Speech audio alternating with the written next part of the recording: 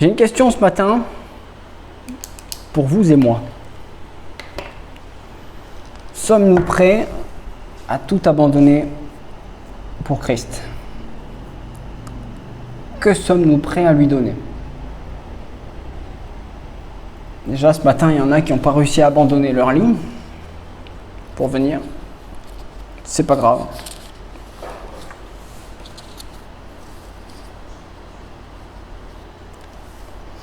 Pour ça, j'aimerais lire un texte dans 2 Timothée 2 au verset 11 à 13. Toi donc, mon enfant, fortifie-toi dans la grâce qui est en Jésus-Christ. Et ce que tu as entendu de moi en présence de beaucoup de témoins, confie-le à des hommes fidèles, qui soient capables de l'enseigner aussi à d'autres. Souffre avec moi, comme un bon soldat de Jésus-Christ. Il n'est pas de soldat qui s'embarrasse des affaires de la vie s'il veut plaire à celui qui l'a enrôlé. Et l'athlète n'est pas couronné s'il n'a pas combattu, suivant les règles. Il faut que le laboureur travaille avant de recueillir les fruits. Comprends ce que je dis, car le Seigneur te donnera de l'intelligence en toutes choses. Souviens-toi de Christ, issu de la postérité de David, ressuscité des morts, selon mon évangile, pour lequel je souffre jusqu'à être lié comme un malfaiteur. Mais la parole de Dieu n'est pas liée. C'est pourquoi je supporte tout à cause des élus, afin qu'eux aussi obtiennent le salut qui est en Jésus-Christ avec la gloire éternelle. Cette parole est certaine. Si nous sommes morts avec lui, nous vivrons aussi avec lui. Si nous persévérons, nous régnerons aussi avec lui. Si nous le renions, lui aussi nous reniera. Si nous sommes infidèles, il demeure fidèle, car il ne peut se renier lui-même.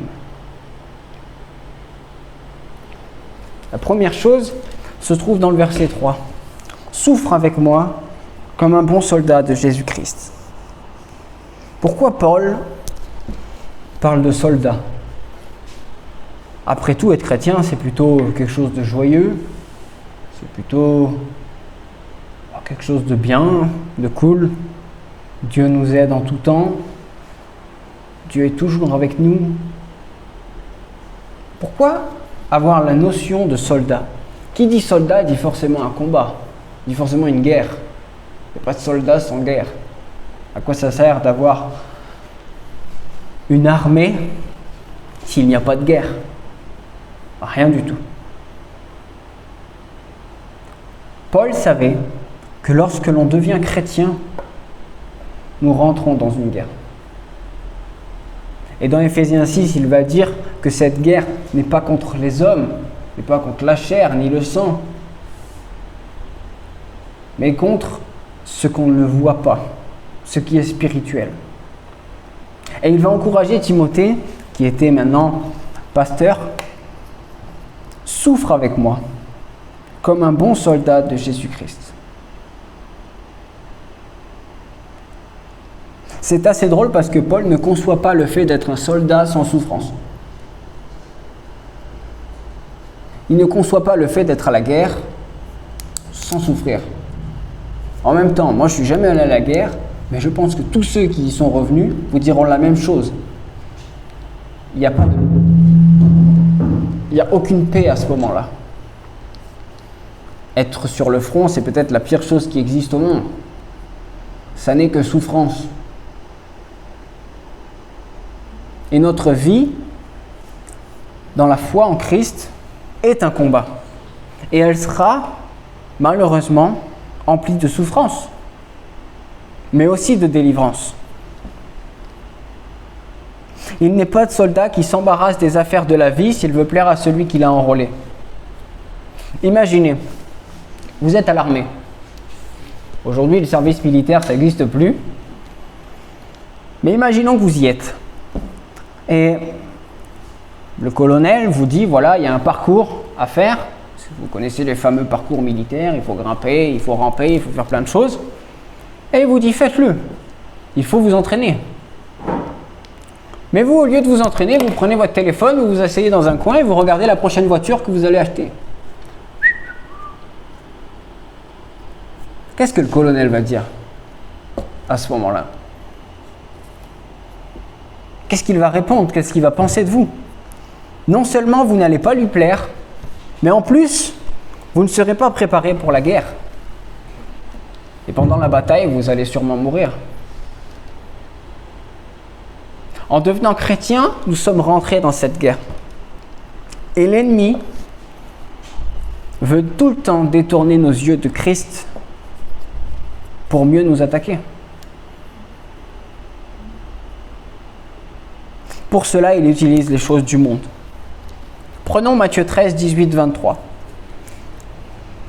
Jésus vient d'expliquer la parabole du semeur et ses disciples lui disent « Mais ça veut dire quoi? Qu'est-ce que tu entends par ça ?» Et il va leur expliquer. Lorsqu'un homme écoute la parole du royaume de Dieu et ne la comprend pas, le malin vient et enlève ce qui est semé dans son cœur. Cet homme est celui qui a reçu la semence le long du chemin. Celui qui a reçu la semence dans les endroits pierreux, c'est celui qui entend la parole, la reçoit aussitôt avec joie, mais il n'a pas de racine en lui-même, il manque de persistance. Et dès que survient une tribulation ou une persécution à cause de la parole, il y trouve une occasion de chute. Celui qui a reçu la semence parmi les épines, c'est celui qui entend la parole, mais en qui les soucis du siècle et la séduction des richesses étouffent cette parole et la rendent infructueuse. Celui qui a reçu la semence dans la bonne terre, c'est celui qui entend la parole, la comprend, il porte du fruit et un grain. Si tu baisses le gain tout en haut, ça va y arriver. Il y a une petite molette en haut. Voilà. Celui qui a reçu la semence dans la bonne terre, c'est celui qui entend la parole, la comprend et il porte du fruit. Un grain en donne 100, un autre 60 et un autre 30. Qui sommes-nous vraiment? Jésus est en train de décrire quatre catégories de personnes. Si nous sommes là ce matin, à mon avis, c'est que nous ne sommes pas de la première catégorie, parce que nous avons accepté la parole de Dieu et l'ennemi ne l'a pas enlevée. Je ne pense pas que nous soyons aussi du second terrain, car nous avons persisté dans la foi, malgré les épreuves. Mais sommes-nous dans la troisième ou la quatrième terre? La question, c'est est-ce que les soucis du siècle présent et les séductions étouffent la parole de Dieu dans nos vies? Les Israélites, quand ils sont sortis du pays d'Égypte, ont vécu quelque chose d'incroyable. Ils marchaient jour et nuit. Et pour qu'ils marchent jour et nuit, l'Éternel leur montrait la voie en étant dans la journée une colonne de nuée et dans la nuit une colonne de feu. Vous imaginez ça? Nous aujourd'hui nous sommes incapables de voir Dieu autour de nous. Dieu vit en esprit. Et eux, Dieu se représentait à eux et leur montrait le chemin en étant une colonne, soit de nuée, soit de feu. Il l'avait devant eux. Et pourtant, lorsqu'ils ont manqué de faim, lorsqu'ils ont manqué de nourriture et qu'ils eurent faim, et quand ils ont manqué d'eau, alors que Dieu était devant eux chaque jour, ils ont quand même râlé. Ils ont quand même pris leurs besoins primitifs, leurs besoins primaires, et ces besoins ont dépassé Dieu. Logiquement, il n'aurait même pas dû se poser la question. Si Dieu nous guide, Dieu va pourvoir. Ça semble logique. Mais les soucis du siècle présent, les soucis premiers, du coup, les ont submergés. Et ils ont râlé. Que va dire Jésus? Ne vous souciez pas de ce que vous allez vous mettre comme vêtements ou de ce que vous allez manger. Même les oiseaux sont nourris. Et ils ne se posent même pas la question. Même les lys des champs sont mieux habillés que Salomon dans toute sa gloire. Alors pourquoi vous en souciez? Mais malheureusement, trop de fois, les soucis de ce siècle étouffent notre foi. Nous avons 1 milliard de choses à faire sur cette terre. Je me souviens que mon père disait souvent « Il me faudrait plusieurs vies pour accomplir tout ce que je veux faire ». Nous avons 1 milliard de choses à faire, mais si peu de temps pour Jésus. La Bible nous dit que nous sommes les sarments et que lui, c'est le cep. Et il va dire que celui qui veut porter du fruit reste accroché au cep. C'est-à-dire que si nous sommes attachés à autre chose que Christ, nous n'allons pas porter de fruits. Ou nos fruits n'auront rien à voir avec ce que Dieu veut. Le seul moyen de porter du fruit, c'est d'être accroché, attaché constamment à Christ. Mais à quoi notre cœur est-il vraiment attaché? À la réussite? Au succès? À une vie paisible? À une bonne santé? À nos enfants? Ou à nous-mêmes? À quoi sommes-nous attachés? Quand allons-nous vers Jésus? Vous savez, je ne sais pas si ça vous arrive, mais moi ça m'arrive tout le temps. Je passe une journée, la journée passe tellement vite, parfois même quand j'ai rien à faire. C'est bizarre. Mais même quand j'ai rien à faire, je n'ai pas le réflexe d'aller vers Dieu. Je suis pris par autre chose. Pourtant, Dieu nous attend.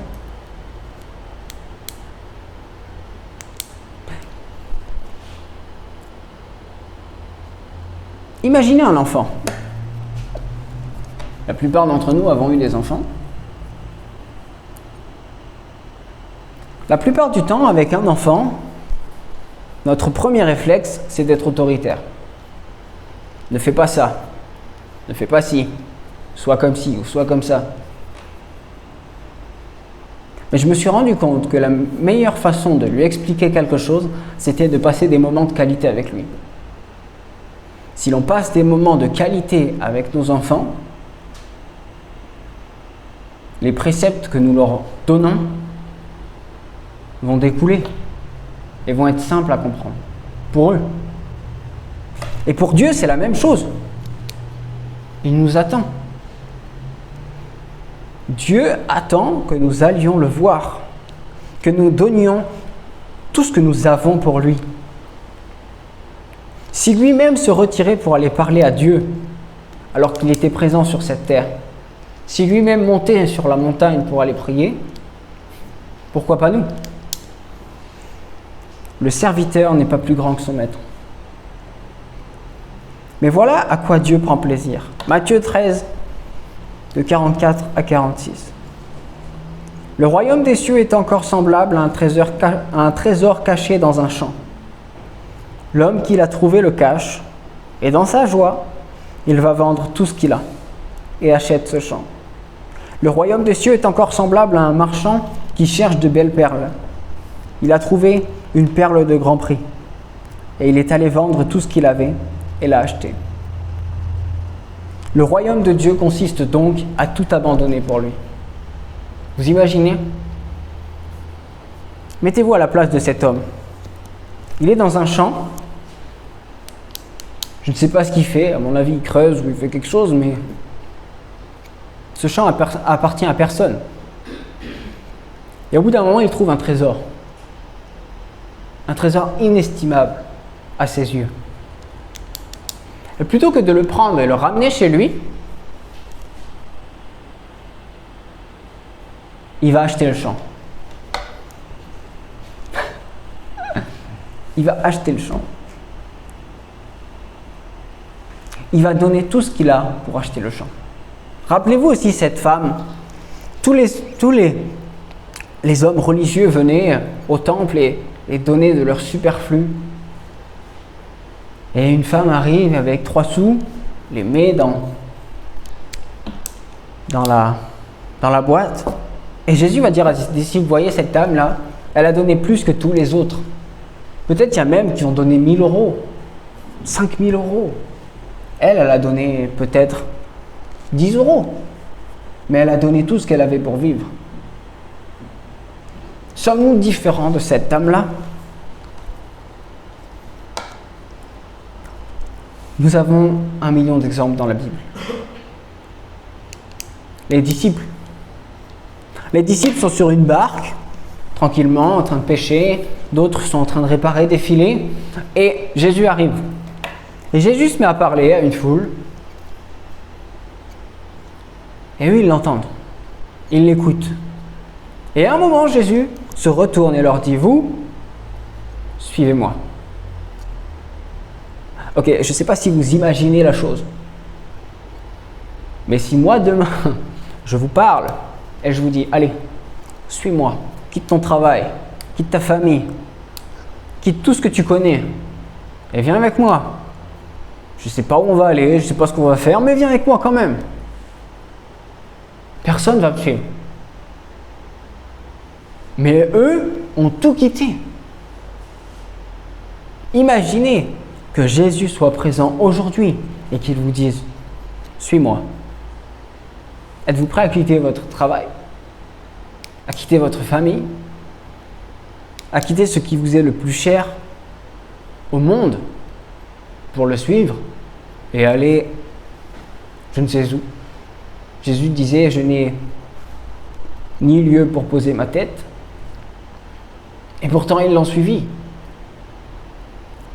Même Lévi, qui plus tard s'est appelé Matthieu, était là, à son poste de péage. Sachez qu'à cette époque-là, un publicain avait un rôle important pour les Romains surtout. Il risquait gros en quittant ce qu'il était en train de faire. Les Romains allaient lui tomber dessus, forcément. Et pourtant, Jésus passe, il enseigne encore une fois, et Jésus lui dit « Suis-moi ». Qu'est-ce que fait Lévi? Qu'est-ce que fait Matthieu? Il se lève, il laisse tout l'argent qui est là, tout l'argent qu'il a récolté aujourd'hui, et il s'en va. Et il s'en va. Quelles sont nos priorités? Est-ce que c'est notre vie sur cette terre? Ou est-ce que c'est lui? Lui plaire ou nous plaire? Il n'y a que deux solutions. La Bible dit, quand Jean va parler à l'église de Laodicée, qu'il n'y a que deux solutions. Être froid ou bouillant. Si tu es tiède, Dieu te vomira dessus. Mais qu'est-ce que ça veut dire être froid ou bouillant? Dieu est en train de parler à une église. Il ne parle pas à des païens. Il ne parle pas à des gens qui ne le connaissent pas. Parce que les gens qui ne le connaissent pas sont forcément froids. Mais là, Dieu est en train de parler à l'église de Laodicée. Il est en train de parler à son peuple, à son épouse. Et il lui dit, s'il te plaît, sois froid ou bouillant, mais choisis. Soit tu donnes tout, soit tu gardes tout, mais choisis. C'est trop facile dans notre vie de dire, oh Seigneur, je te remets ma santé. Par contre, mon travail, tu n'y touches pas. C'est mon truc. Par contre, l'argent, tu n'y touches pas. S'il te plaît. J'ai besoin d'argent. Hein? D'accord? Donc, tu ne le prends pas et tu ne m'embêtes pas avec ça. Par contre, ma santé, Seigneur, vraiment, s'il te plaît, quoi, parce que... Voilà. Voilà. Et puis, allez, à la rigueur, je te remets mes enfants. Hein, qu'ils soient sages. Voilà. Mais c'est moi qui déciderai ce qu'ils feront. Voilà. Sommes-nous comme ça? En vérité, nous le sommes tous. C'est caricatural ce que je dis, mais nous le sommes tous. Nous avons forcément une part de notre vie que nous n'avons pas laissée à Dieu. Votre cœur n'est en fait qu'une immense salle avec des milliers de portes. Vous ouvrez ou vous n'ouvrez pas. C'est ce que Jésus va dire d'ailleurs. Je suis à la porte, je frappe. Celui qui entre, celui qui m'ouvre, je rentrerai et je souperai avec lui. Mais c'est ça dans toutes les facettes de notre vie. Posez-vous la question, qu'est-ce que je n'ai pas donné à Dieu? Ou qu'est-ce que je ne veux pas lui donner? Suis-je prêt à aller jusqu'au bout? Des hommes et des femmes ont perdu la vie. Et hier, j'ai vu Non, avant-hier. J'ai vu un homme qui disait... Bon, c'était dans un film, mais... Il disait... que la Bible et les évangiles sont forcément vrais. Parce que les hommes et les femmes qui ont écrit ces choses sont allés jusqu'à mourir pour ça. Et personne ne serait capable de mourir pour un mensonge.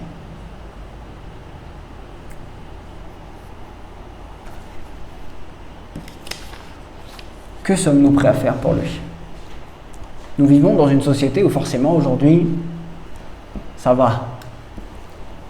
Mais imaginez, vous êtes en Corée du Nord. Vous viendriez à l'église? Vous sortiriez votre Bible? Il ne faut pas que je bouge trop, mais sur ma casquette, il y a marqué « Jésus sauve ». Vous mettriez la casquette? Je crois pas. Une femme est restée, je ne sais plus combien de mois, dans un conteneur à cause de sa foi. Mais elle n'a jamais renié Dieu. Vous savez, nous recevons des centaines de prédications. Chaque dimanche, on vient, on écoute la parole de Dieu. Même peut-être à la maison, on écoute des prédicateurs. Mais quand est-ce que nous allons vraiment vers Dieu? En laissant de côté toutes nos envies et nos soi-disant priorités. Vous savez, la plupart du temps, quand on va sur Internet et qu'on essaye d'écouter un message d'un prédicateur, bizarrement, on choisit toujours le sujet qui nous convient. C'est assez bizarre, ça.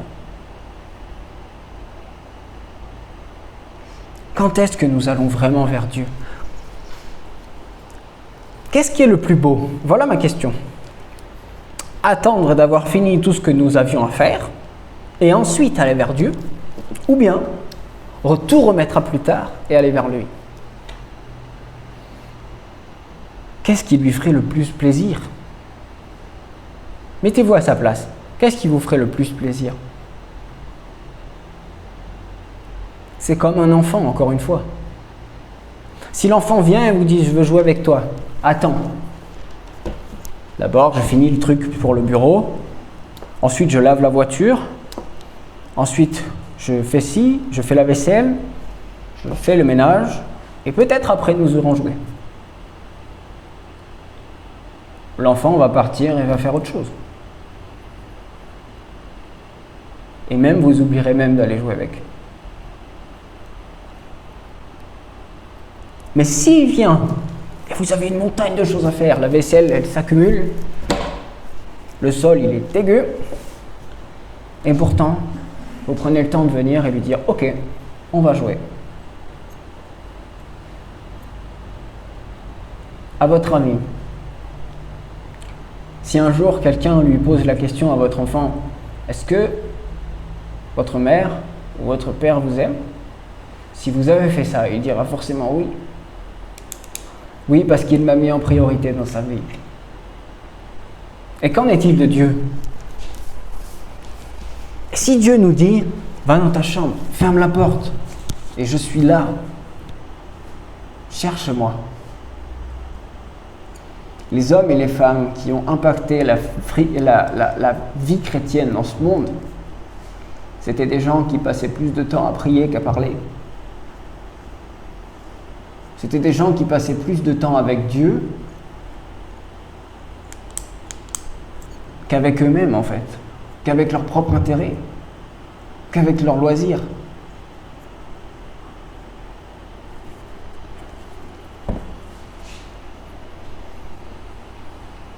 Dieu va revenir. La Bible est certaine et véritable. Christ va revenir. Quel serviteur trouvera-t-il en train de faire ce que Dieu lui a demandé? Vous connaissez tous ce passage. Quel maître de la maison trouvera son serviteur en train de nourrir les gens de sa maison quand il reviendra? Ou est-ce que nous sommes de ce serviteur qui « Oh, mon maître tarde à venir, donc je vais faire ce que j'ai envie ». Qui sommes-nous? Si nous avons la conscience que Dieu revient et qu'il peut revenir à chaque instant, alors forcément, notre regard sur nos journées, sur notre vie va changer. Forcément. Si chaque matin qu'on se lève, on se dit « Jésus peut revenir là, aujourd'hui », alors nos priorités sont changées. alors notre volonté est changée. Combien de fois nous passons des journées et à la fin nous nous disons « Je n'ai pas pensé à Dieu aujourd'hui ». Pourtant, Paul va dire « Priez sans cesse ». Ça ne veut pas dire qu'il faut tout le temps être à genoux. Ça veut dire qu'à chaque instant de la journée, Dieu doit occuper nos pensées. Dans tout ce que nous faisons. Ça n'est pas juste, tiens, c'est l'heure du repas, nous allons prier.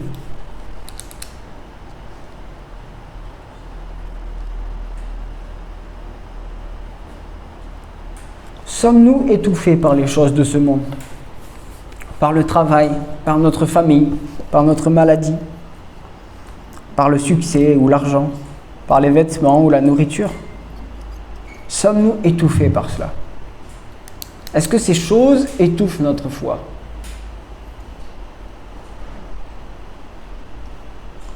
Quand Christ reviendra, il en sera du même que du temps de Noé. Du temps de Noé, tout le monde faisait sa petite vie.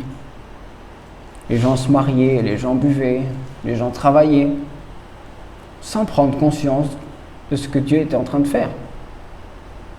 Et un beau jour, le déluge est arrivé. Et ils ont tous été surpris. Mais qu'en sera-t-il de nous? Est-ce que nous allons être surpris de sa venue? Ou est-ce qu'il va nous trouver en train de veiller et de prier? Moi, j'aimerais qu'il me trouve en train de veiller et de prier.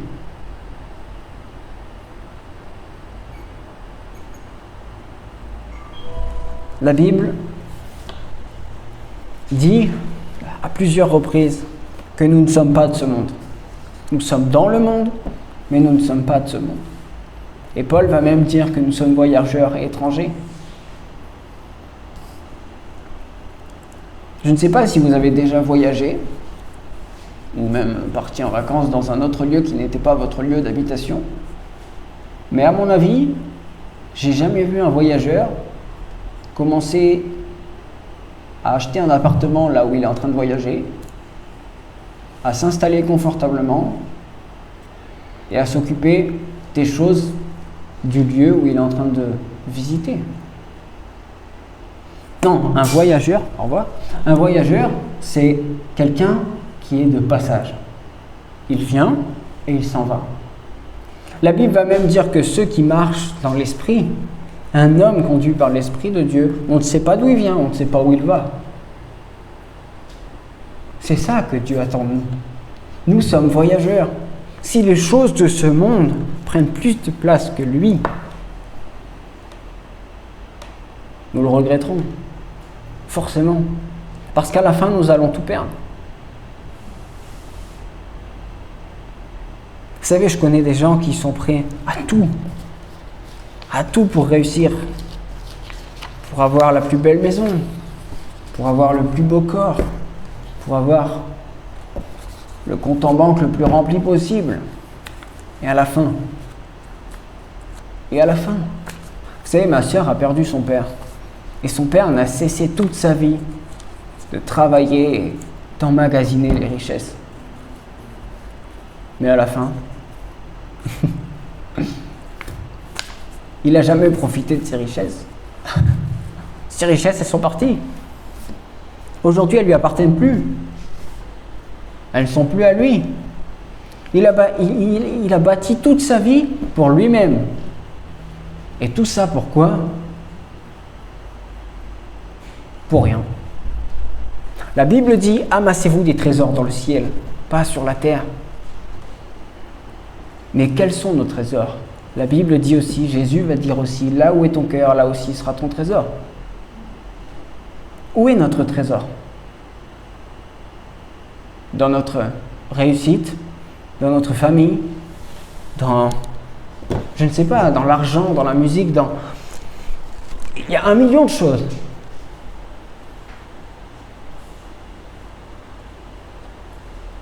Quelle est notre préoccupation première? Christ ou les choses de cette terre, qui un jour périront avec avec tout le reste. Les cieux et la terre passeront, mais les paroles de Dieu ne passeront jamais.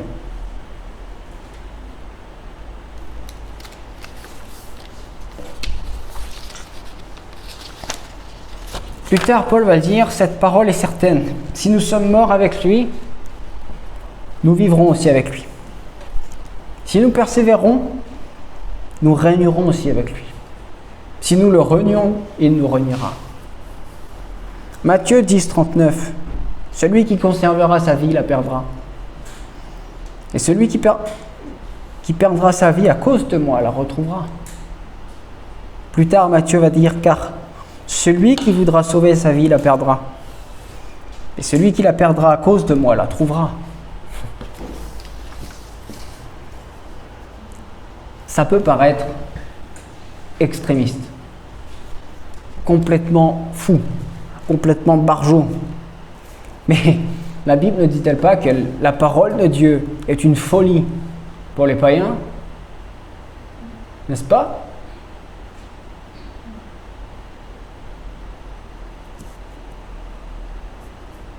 C'est la folie. Suivre Christ est une folie. Oui. C'est complètement fou. Ceux qui ne croient pas pensent que nous essayons de trouver un refuge dans quelque chose. Alors que c'est eux qui essayent de trouver un refuge dans leur propre vie, en eux-mêmes. Nous avons la vérité. Mais la vérité, malheureusement, est tranchante. Celui qui veut suivre Christ doit mourir à lui-même. On ne peut pas suivre Jésus-Christ sans mourir à soi-même. Vous savez, les eaux du baptême est en fait un symbole. Le symbole que lorsque nous rentrons dans l'eau, nous mourrons avec Christ. Et lorsque nous ressortons, nous sommes ressuscités en Christ. Nous sommes une nouvelle création.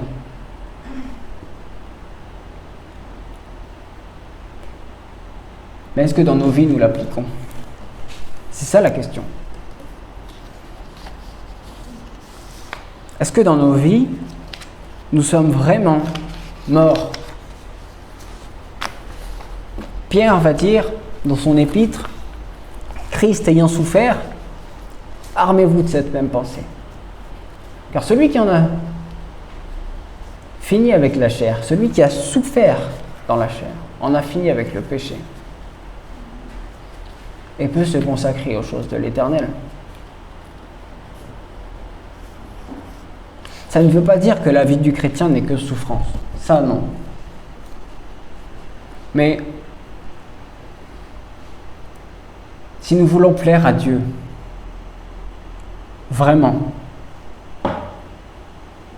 alors notre chair doit mourir. Et cela fait très mal.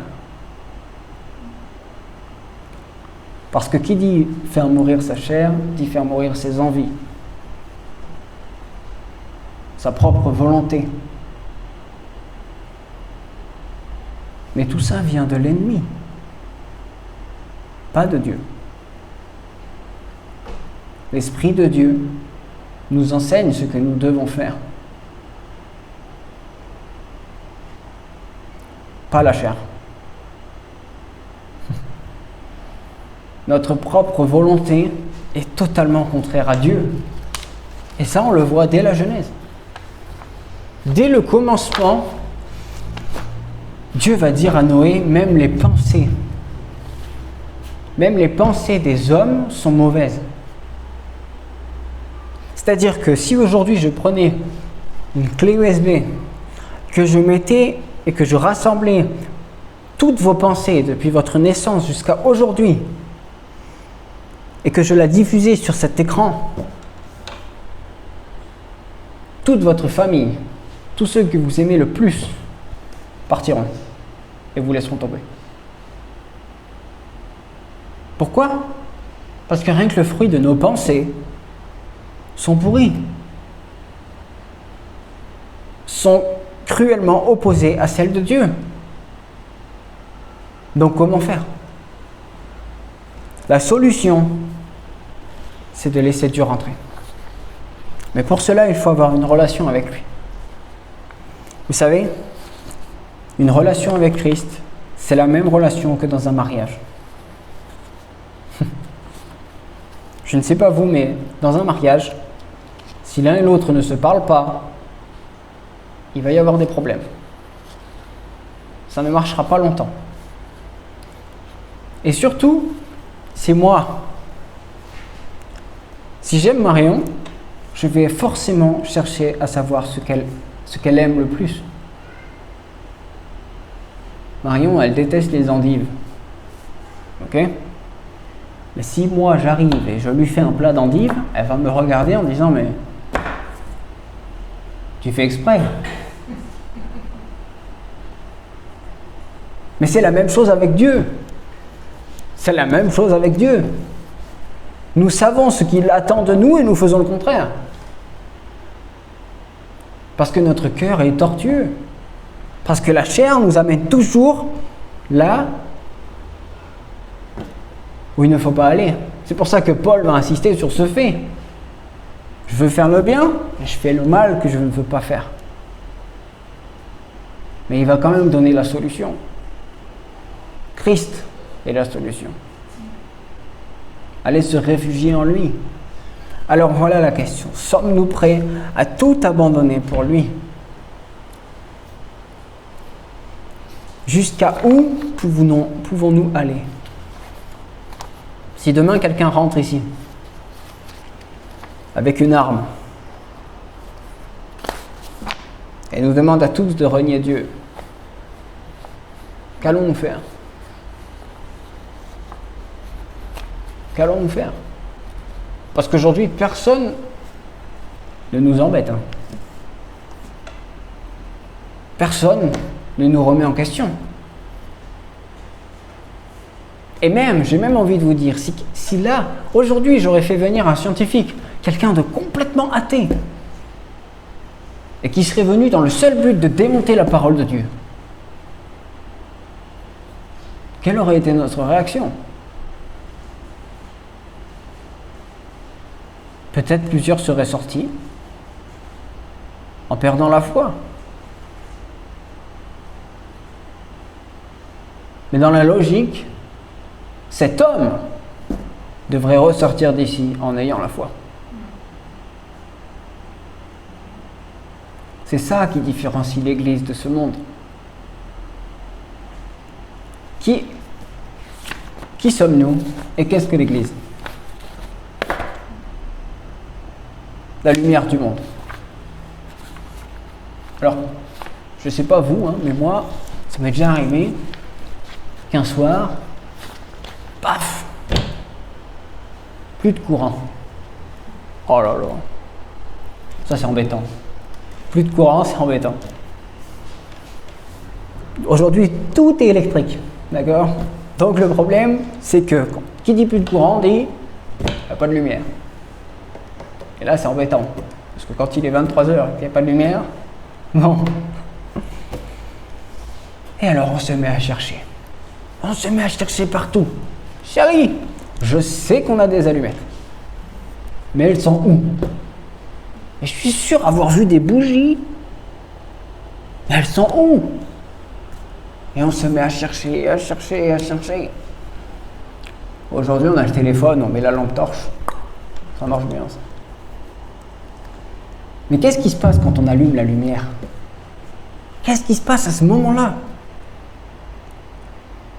Quand il fait tout noir, faire un pas, ça peut prendre un quart d'heure. On est là. Est-ce qu'il y a quelque chose? Mais quand la lumière s'allume, tout est révélé. C'est pour ça que la Bible va dire que les ténèbres ne veulent pas de la lumière. Parce que si la lumière arrive, les ténèbres sont révélées. Et le péché est révélé. C'est ce qui s'est passé lorsqu'on s'est converti. La lumière de Christ est entrée dans notre cœur. Et il nous a montré à quel point nous étions mauvais. C'est ce qui conduit à la repentance. Mais c'est quoi la suite? Quel est le prolongement de la repentance? Les fruits. Produisez des fruits dignes de la repentance. Quel est le premier fruit que Dieu demande? Matthieu 7. Seigneur, Seigneur, n'avons-nous pas prophétisé en ton nom? Est-ce qu'on n'a pas guéri des malades en ton nom? On a fait des choses géniales en ton nom. Je ne vous connais pas. Et comment ça? Comment ça? J'ai fait plein de trucs pour toi. Je ne te connais pas. Seuls ceux qui font la volonté de mon Père entreront dans le royaume des cieux. Mais alors c'est quoi la volonté de Dieu si c'est pas guérir les malades et prophétiser et faire plein de trucs? Tu aimeras ton Dieu de tout ton cœur, de toute ton âme, de toute ta pensée, de toute ta force. Et ton prochain comme toi-même. Voilà ce qui compte le plus au cœur de Dieu. On peut faire des millions de choses. On peut être le plus grand des pasteurs, le plus grand des missionnaires, le plus grand des chrétiens, le plus respecté, le plus vénéré, celui qui connaît le mieux, en long, en large, en travers, la parole de Dieu. Si nous n'aimons pas Dieu, personnellement, dans une relation intime avec lui, il ne nous connaîtra pas. Un jour, un homme vient et dit à un autre, « Bien sûr que je suis sauvé, car je connais Dieu. » Et l'autre lui répond, « Mais lui, est-ce qu'il te connaît ?» C'est ça la question. Mais lui, est-ce qu'il te connaît? Allons-nous vers lui. Combien de temps prions-nous? Ça ne veut pas dire qu'il faut prier pendant des heures.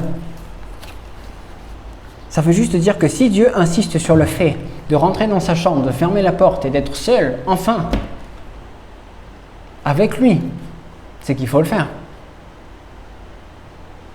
Quand on a des enfants, quand on a plein de choses à faire, c'est difficile de prendre un moment et de dire « Stop, j'arrête tout ce que je fais. Et je vais voir Dieu. » C'est très difficile. Mais c'est la plus belle preuve d'amour que vous pouvez lui donner. Que nous pouvons lui donner. Arrêtez tout. Tout. Et allez vers lui. Vous imaginez, je l'ai dit tout à l'heure, mais ça me revient encore. Vous imaginez le Fils de Dieu, Dieu lui-même. Oh, j'essaie de vous donner conscience de ça, mais Dieu, en chair, en os, d'accord? Dieu, qui n'a besoin de rien, d'accord? Qui est tout puissant, au-dessus de toute chose, qui nous a fait, qui nous a créé, qui connaît nos pensées, de tout. Ce Dieu-là a quand même besoin, à un moment, de dire aux disciples, prenez la barque, partez, et moi je monte à la montagne. Il n'a pas besoin de faire ça, c'est Dieu. Il sait tout. Il sait tout. Il va même dire à Philippe, si tu m'as vu, tu as vu le Père. Donc, pourquoi tu veux voir le Père? Je suis là. Et pourtant, Dieu, le Fils de Dieu, prend le temps lui-même de monter sur une montagne. Déjà, il faut la monter. Et de se mettre à part pour Dieu. À quoi ça lui sert? Il sait déjà tout ce qui va se passer. À quoi ça lui sert? Il en a besoin en fait. En fait, il en a besoin. Pourquoi? Parce qu'il est dans un corps de chair. Dieu est dans un corps de chair. Et si la Bible nous dit que Dieu peut nous aider en tout temps et dans toutes circonstances, c'est parce que Jésus-Christ a tout vécu. Il a vécu la tentation. Tout ce que nous vivons dans notre chair, Christ l'a vécu. Donc, étant dans la chair, il avait besoin d'aller voir son Père pour prier et pour chercher sa face. Et c'est ce qu'il a fait. Et il prenait son temps. Tellement que la nuit elle est passée et les disciples se sont retrouvés au milieu du lac, en plein milieu d'une tempête. Il n'était pas inquiété, hein. Il continuait de prier. Parce que pour lui, ça avait plus d'importance. La tempête, elle peut attendre. La tempête, elle peut attendre. Vous imaginez? La tempête de notre vie peut attendre. Mais Christ, lui, n'attend pas.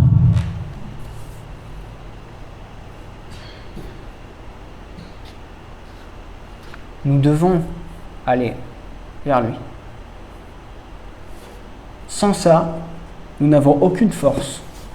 Nous ne porterons aucun fruit. Et nous serons vides. La vie sera vide de sens. Il n'y a pas de plus bel endroit que la présence de Dieu.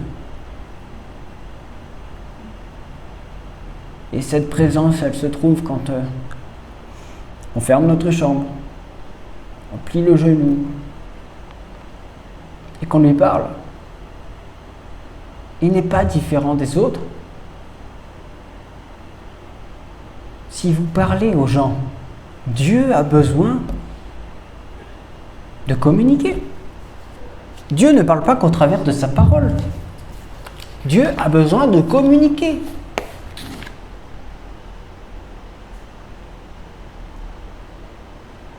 Avec nous. Car sans ça, c'est comme une fleur. Si on ne l'arrose pas, elle fane. À coup sûr. Si on n'arrose rien, ça fane. Demandez aux agriculteurs. S'ils n'arrosent pas, rien qui pousse. Rien. Mais sommes-nous différents? Non. Non, non, non. Puisque Dieu fait allusion que nous sommes des sarments. Ça veut bien dire que nous avons besoin de sève. Et cette sève, c'est Christ. C'est lui qui est la base de toute chose. Alors voilà. La question, elle est simple du coup. Êtes-vous prêt à tout abandonner? Sommes-nous prêts à tout abandonner pour lui? À la vie, à la mort? À laisser de côté la tempête? À laisser de côté nos envies? À laisser de côté ce qui nous plaît? Et aller vers lui pour trouver la source de la vie. Jésus va dire à cette Samaritaine, oh, tu peux me donner de l'eau, hein, mais si moi je te donne de l'eau, tu n'auras plus jamais soif. Moi j'ai envie de cette source-là, j'ai envie de cette eau-là. Je ne sais pas vous, mais en tout cas moi j'en ai envie de plus jamais avoir soif.